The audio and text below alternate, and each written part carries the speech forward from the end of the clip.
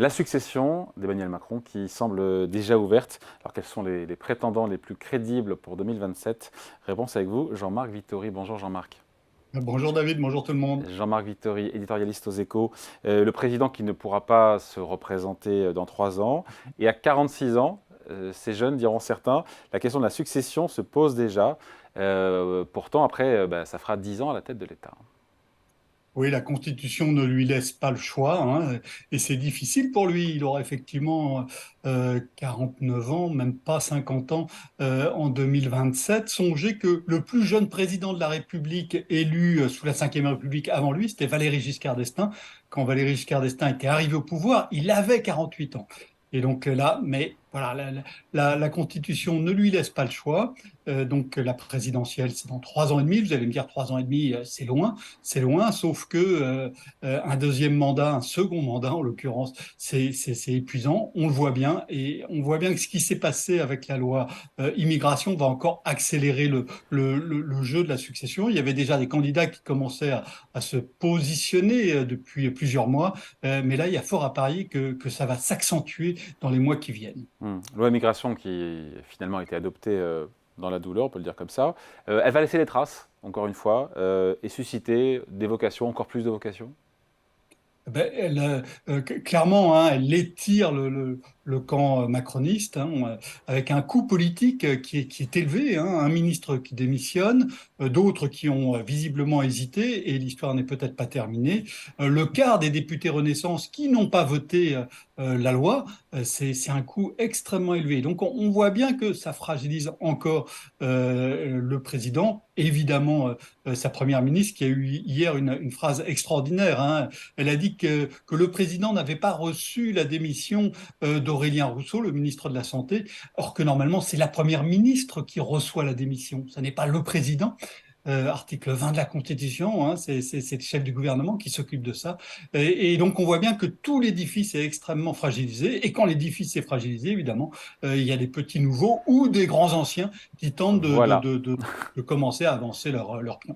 parce qu'il y a une nomenclature pour nommer les prétendants. Il y a les Oui, bébés oui. Macron et les vieux crocodiles. Alors, il y a une nomenclature beaucoup plus sophistiquée, mais moi, vous le savez, hein, j'aime les choses simples. Donc, d'un côté, il y a et tous ces gens-là, en fait, ils s'inscrivent dans les pas de prédécesseurs de la Ve République. C'est ça qui est assez amusant dans l'histoire. Il faut bien essayer de trouver quelque chose d'un peu distrayant. On a d'un côté les petits jeunes, hein, qui rêvent de faire comme Macron, c'est-à-dire faire une irruption assez rapide sur la scène politique et s'imposer un peu par surprise, un peu par effraction, comme on l'avait dit en 2017 lors de la présidentielle de 2027. Et donc là, celui qui est parti le premier, c'est clairement Gérald Darmanin. Ça fait déjà des mois. Il a essayé d'être nommé à Matignon à l'été dernier, vous vous en souvenez peut-être.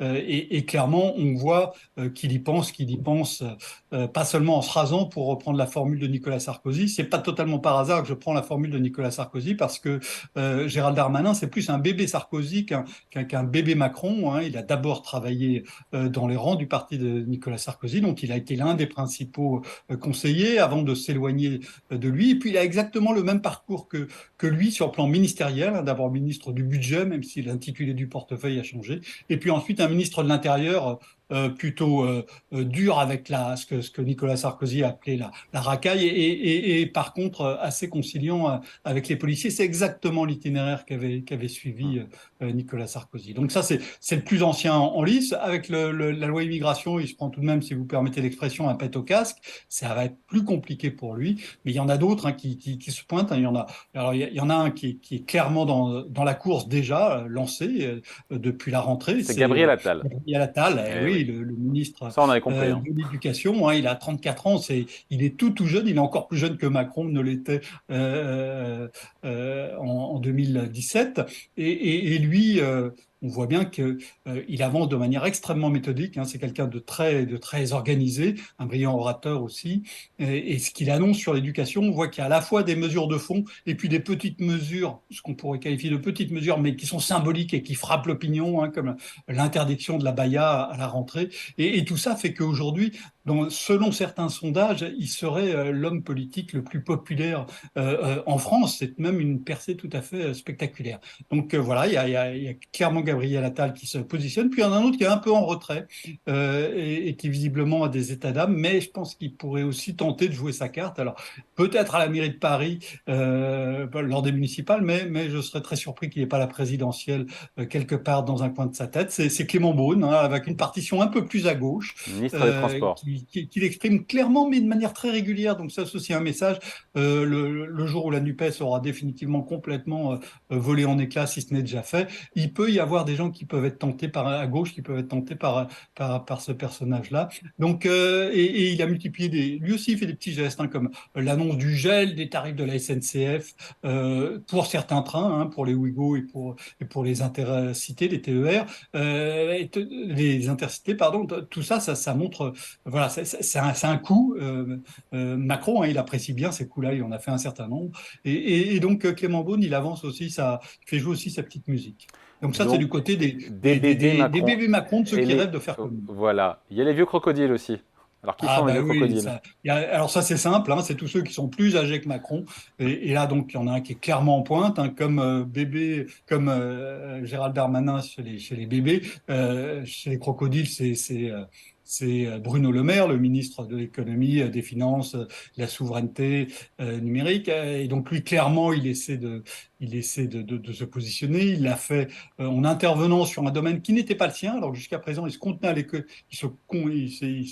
il contenait ses interventions sur son domaine ministériel. Là, il a fait une intervention très remarquée sur la question de l'immigration, en disant qu'il fallait aller sur le projet du Sénat, qui est un projet qui est à sa droite. Il vient de la droite, hein, donc on comprend sa logique, mais clairement, il se positionne. Ça fait maintenant, ça va faire 7 ans qu'il est ministre au même poste. C'est une longévité exceptionnelle à cet endroit-là. Il commence clairement à s'ennuyer un petit peu, même si il a occupé ses loisirs en écrivant plusieurs livres et il pense à la suite. Et la question pour lui, la suite, c'est qu'est-ce que ça va être? Est-ce que ça va être Raymond Barre, hein, vous vous souvenez, Raymond Barre, vous ne vous souvenez pas, Raymond Barre en 1976, il est nommé Premier ministre, tout en conservant son portefeuille, qui était le portefeuille du commerce extérieur. Là, visiblement, Bruno Le Maire pense aspirerait à devenir Premier ministre en gardant le portefeuille de l'économie. Mais il faut se rappeler qu'ensuite, Raymond Barbe, il n'a jamais réussi à la présidentielle et il a essayé.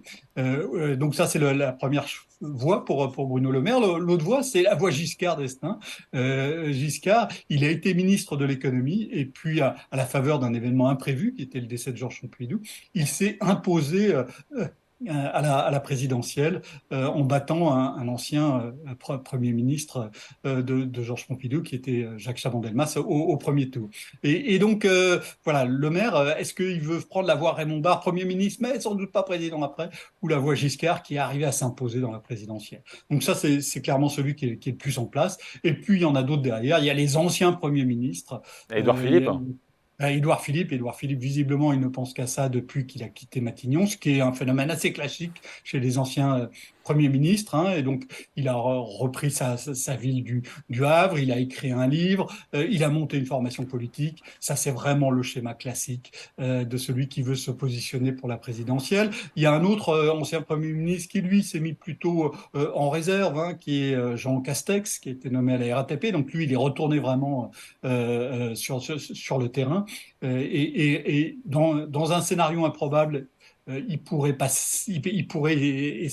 espérer faire une éruption. Vous allez me dire, les scénarios improbables sont improbables, mais si vous regardez les scénarios des deux dernières présidentielles, ils ont été tous les deux assez improbables, avec d'un côté, en 2012, hein, enfin avant 2012, l'élimination de Dominique Strauss-Kahn dans les conditions que l'on sait, et puis en 2017, l'arrivée d'Emmanuel Macron, qui a vraiment surpris, qui a fait éclater tout le jeu politique français. Donc il peut y avoir aussi une nouvelle surprise Ouais. de ce côté-là. Et puis Et après, puis il y a l'opiniâtreté. Il y a aussi. Elisabeth Borne, si jamais elle partait rapidement, Ouais. dans 3 ans, dans un peu moins de 3 ans, elle pourrait peut-être espérer être la première femme. Voilà. Ah, quelle première femme, j'ai pas entendu qui? Elisabeth Borne. Ah oui, bien sûr, la Première ministre Mais actuelle. ça Ouais. suppose qu'elle quitte assez rapidement le pouvoir, ce qui est, Ouais. qui est clairement en jeu aujourd'hui. Je note que dans le bal des prétendants, effectivement, il n'y a pas beaucoup de prétendantes, hein. Non, non, non, c'est un univers très masculin et je pense que c'est peut-être l'une des faiblesses hein, d'Emmanuel Macron. Si vous regardez l'essentiel de son entourage, c'est même extraordinairement masculin. Donc il y a une femme qui est première ministre hein, pour la seconde fois dans l'histoire de la Ve République. C'était un choix délibéré, mais c'était clairement une notion d'affichage. C'est un choix important, mais autour, on voit bien que ça reste même très, très masculin. Et ça, par les temps qui courent, c'est sans doute pas le signe d'une ouverture suffisante. On en a oublié un, et parce que parfois la pugnacité et l'opiniâtreté, ça paye. Il y a François Bayrou, qui pourrait Ah postuler oui, pour une François quatrième Bayrou. fois. Oui, oui, alors il s'est déjà présenté 3 fois. Alors vous allez me dire, Jacques Chirac, il a été élu la troisième fois, et moi j'avais été frappé lors de cette troisième élection. Il y avait des Français qui disaient, oh, bah, il faut lui donner sa chance, hein, il a tout de même, bon, c'est pas un excité, et bon, c'est la troisième fois, il est méritant, maintenant on peut voter pour lui. Et donc pour Bayrou, il pourrait espérer ça en se présentant pour une quatrième fois. Alors vous allez me dire, il a 72 ans. Mais bon, Joe Biden, il songe bien à se représenter alors qu'il est octogénaire. Et puis, si vous regardez ailleurs dans le monde, hein, vous voyez Xi Jinping, 70 ans, Vladimir Poutine 71 ans. Donc, il peut peut-être espérer jouer la carte du sage et passer, parce qu'il s'est déjà présenté. Moi, j'ai du mal à croire à ce scénario, mais clairement, lui, il y croit très fort. Et c'est déjà un bon début. Juste, on n'est pas évidemment dans la tête du président de la République, mais on sait ce que Emmanuel Macron voudrait potentiellement comme successeur. Ben, on ne le sait pas et on le saura si on le sait au dernier moment. Mais il faut bien voir que dans l'histoire de la Ve République, hein, il n'y a pas un seul président qui a réussi à Organisé. organiser sa succession. Il y a deux présidents qui sont partis au bout de leur second terme et on savait qu'ils ne se représenteraient pas. C'était François Mitterrand et Jacques Chirac. François Mitterrand, il est parti et celui qui lui a succédé, c'était son pire ennemi, hein, le Premier ministre avec lequel il s'était battu pendant 2 ans entre 1986 et 1988. Donc Jacques Chirac. Et c'est lui qui s'est imposé en 1995. Donc pour Mitterrand, c'était évidemment un échec personnel, mais il y avait personne qui s'était imposé dans son sillage.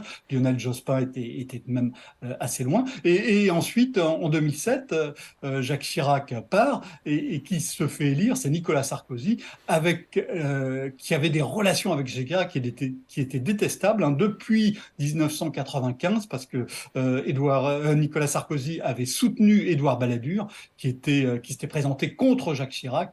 Et donc, depuis ce temps-là, les relations entre les deux hommes étaient exécrables. Et c'est Nicolas Sarkozy qui l'a emporté. Donc, dans la Ve République, Oui, désigner le successeur, c'est très compliqué. Et en plus, vu l'impopularité d'Emmanuel c'est Macron, pas le meilleur si des. désigner un successeur, ça serait, pour prendre une expression qui a beaucoup circulé à propos d'autres choses ces derniers jours, un vrai baiser de la mort. Et voilà, merci beaucoup. Explication point de vue signé Jean-Marc Vittori, éditorialiste aux Échos. Passez de bonnes fêtes, on se voit en 2024. Merci Jean-Marc. Merci. Salut.